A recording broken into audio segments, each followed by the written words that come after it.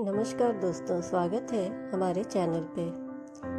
आज इस वीडियो के माध्यम से आप विक्रम बेताल की पहली कहानी सुनेंगे। कहानी का शीर्षक है पापी कौन। चैनल पे अगर नए हैं आप तो चैनल को ज़रूर सब्सक्राइब करें, नोटिफिकेशन बेल दबाएं ताकि हमारी हर मोटिवेशनल स्टोरीज आप तक पहुंच पाए और वीडियो को ज़्यादा से ज़्यादा लाइक एंड शेयर करें। कहानी शुरू करते हैं।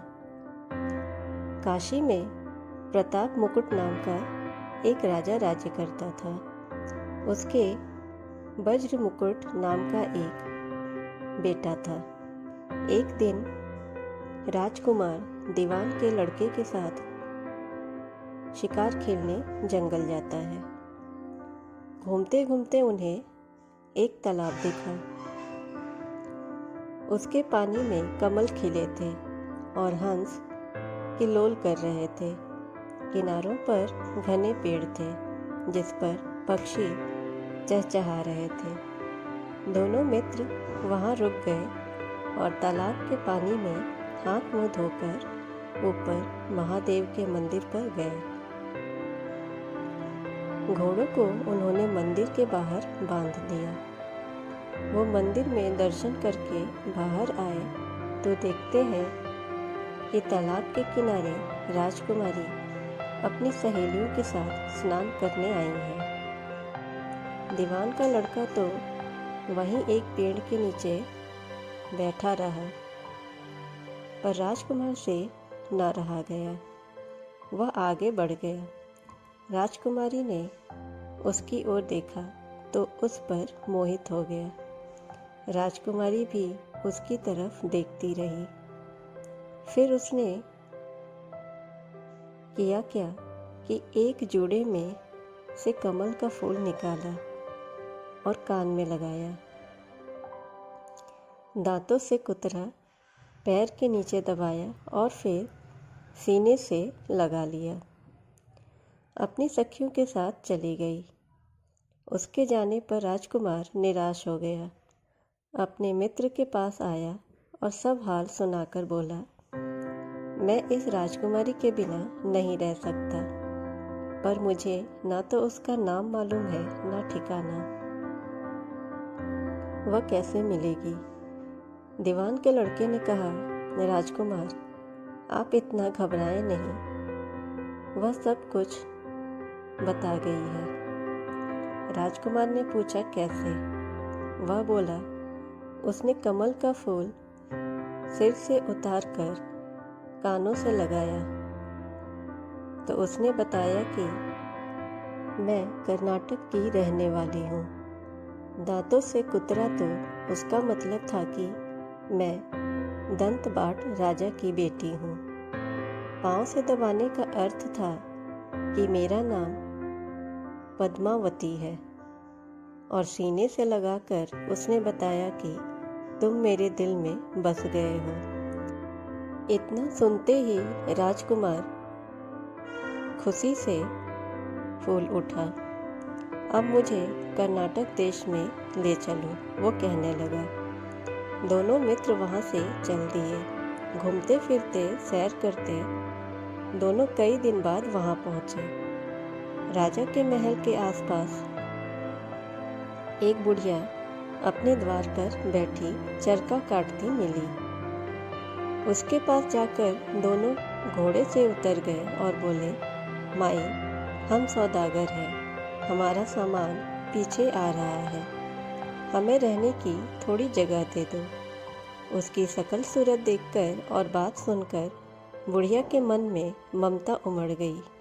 बोली, बेटा तुम्हारा घर ही है ये, तुम्हें जब तक जी चाहे तुम यहाँ रहो। दोनों वहीं ठहर गए। दीवान के बेटे ने उससे पूछा, माई तुम क्या करती हो? तुम्हारे घर में कौन कौन रहता है? तुम्हारा गुजारा कैसे होता है? बुढ़िया ने जवाब दिया, बेटा मेरा एक बेटा है जो राजा की चाकरी में है। बूढ़ी हो जाने से अब मैं घर में रहती हूँ। राजा खाने पीने को दे देते हैं।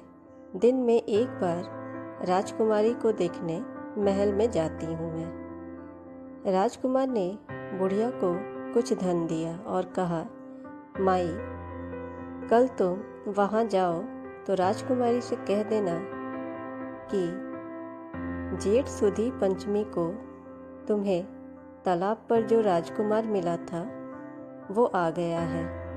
अगले दिन जब बुढ़िया राजमहल गई तो उसने राजकुमार का संदेश उसे दे दिया।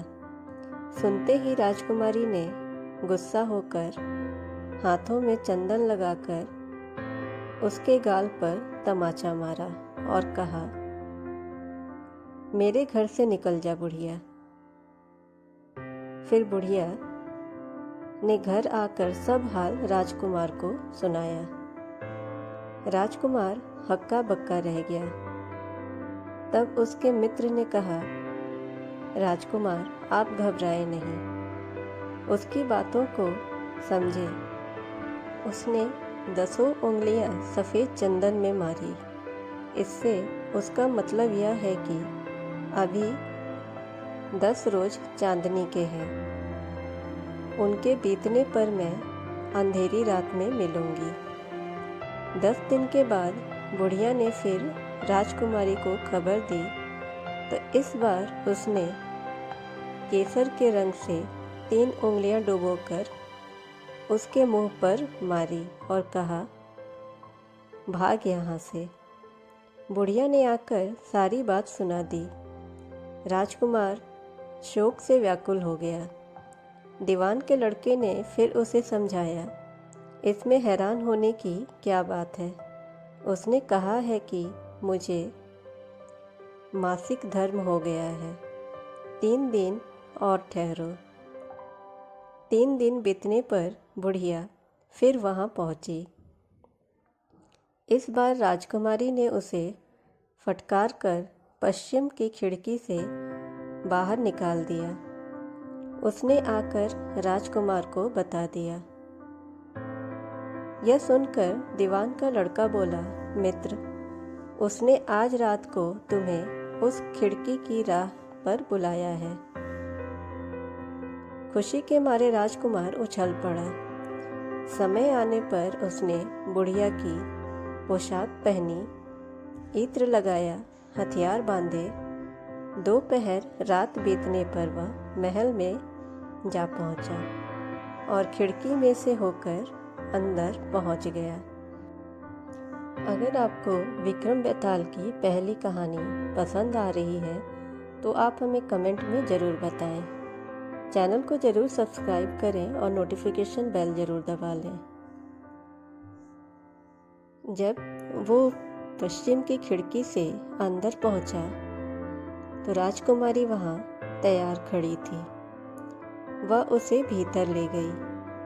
फिर अंदर के हाल देखकर राजकुमार की आंखें खुल गईं। एक से एक बढ़कर चीजें थीं। रात भर राजकुमार राजकुमारी के साथ रहा। जैसे ही दिन निकलने को आया कि राजकुमारी ने राजकुमार को छिपा दिया और रात होने पर फिर बाहर निकाल लिया। इस तरह कई दिन बीत गए। अचानक एक दिन राजकुमार को अपने मित्र की याद आई। उसे चिंता होने लगी कि पता नहीं उसका क्या हुआ होगा। उदास देखकर राजकुमारी ने कारण पूछा तो उसने बता दिया, वह मेरा बड़ा प्यारा दोस्त है और वह बड़ा ही चतुर है। उसकी होशियारी ही मुझे तुमसे मिला पाई है। राजकुमारी ने कहा, मैं उसके लिए बढ़िया से बढ़िया भोजन बनवाती हूँ। तुम उसे खिलाकर तसल्ली देकर लौट आना। खाना साथ में लेकर राजकुमार अपने मित्र के पास पहुँचा। महीने भर से वो दोनों मिले नहीं थे।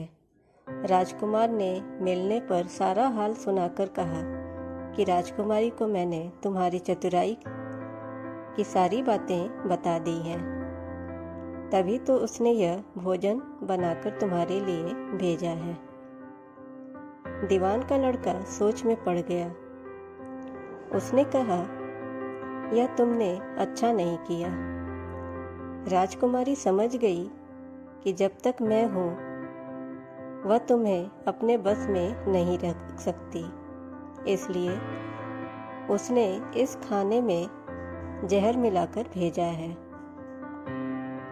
यह कहकर दीवान के लड़के ने थाली में से एक लड्डू उठाकर कुत्ते के आगे डाल दिया। खाते ही कुत्ता मर गया। राजकुमार को यह देखकर बड़ा ही बुरा लगा। उसने कहा, ऐसी स्त्री से भगवान बचाए, मैं अब उसके पास नहीं जाऊंगा। दीवान का बेटा बोला, नहीं, अब ऐसा उपाय करना चाहिए जिससे हम उसे घर ले चलें। आज रात को तुम वहां जाओ। जब राजकुमारी सो जाए तो उसके बाईं जांघ पर त्रिशूल का निशान बनाकर उसके गहने लेकर चले आना।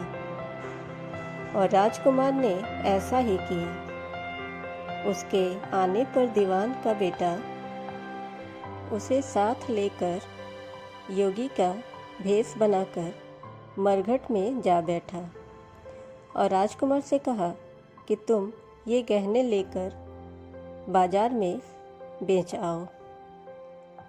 कोई पकड़े तो यह कह देना कि मेरे गुरु के पास चलो और उसे यहाँ से ले आना है। राजकुमार गहने लेकर शहर गया और महल के पास एक सुनार को सारे गहने दिखाया। देखते ही सुनार ने उन्हें पहचान लिया और कोतवाल के पास ले गया। कोतवाल ने पूछा तो उसने कह दिया कि मेरे गुरु ने मुझे दिए हैं। गुरु को भी पकड़वा लिया गया। सब राजा के सामने पहुंचे। राजा ने पूछा, योगी महाराज, ये गहने आपको कहाँ से मिले? योगी बने दीवान के बेटे ने कहा, महाराज, मैं मसान में काली चौदस को डाकिनी मंत्र सिद्धि कर रहा था कि डाकिनी आई। मैंने उसके गहने उतार लिए और उसकी बाईं जांघ में त्रिशूल का निशान बना दिया। इतना सुनकर राजा महल में गया और उसने रानी से कहा कि पद्मावती की बाईं जांघ पर देखो कि त्रिशूल का निशान तो नहीं है। रानी देखी, फिर राजा को बताई। यह सुनकर राजा को बड़ा दुख हुआ। बाहर आकर वह योगी को एक और ले जाकर बोला, महाराज, धर्मशास्त्र में खोटी स्त्रियों के लिए क्या दंड है? योगी ने जवाब दिया, राजन, ब्राह्मण, गौ, स्त्री, लड़का और अपने आश्रय में रहने वाले से कोई खोटा काम हो जाए तो उसे देश से निकाल देना चाहिए। यह सुनकर राजा ने पद्मावती को डोली में बिठाकर जंगल में छुड़वा दिया। राजकुमार और दीवान का बेटा तो ताक में बैठे ही थे। राजकुमारी को अकेली पाकर वो उनको साथ में ले लिए और अपने नगर में लौट आए। फिर आनंद से राजकुमार और पद्मावती रहने लगे। इतनी बात सुनकर बैताल बोला, राजन, यह बताओ कि पाप किसको लगा? राजा ने कहा, पाप तो राजा को लगा। दीवान के बेटे ने अपने स्वामी का काम किया। कोतवाल ने राजा का कहना माना और राजकुमार ने अपना मनोरथ सिद्ध किया। राजा ने ही पाप किया। उसने बिना सोचे विचारे पद्मावती को देश से निकाल दिया। राजा का इतना कहना था कि बेताल फिर उसी पेड़ पर जा लटका। राजा वापस गया और बेताल को लेकर चल दिया। बेताल बोला, राजन, सुनो, एक और कहानी सुनाता हूँ। तो यह थी विक्रम बेताल की पहली कहानी। दूसरी कहानी सुनने के लिए आप हमारे चैनल को ज़रूर सब्सक्राइब करें और नोटिफिकेशन बेल दबाएं ताकि हमारी दूसरी कहानी आप तक जल्द ही पहुंच पाए। वीडियो को ज़्यादा से ज़्यादा लाइक एंड शेयर करें। मिलते हैं नेक्स्ट वीडियो में विक्रम बेताल की दूसरी कहानी के साथ। धन्यवाद।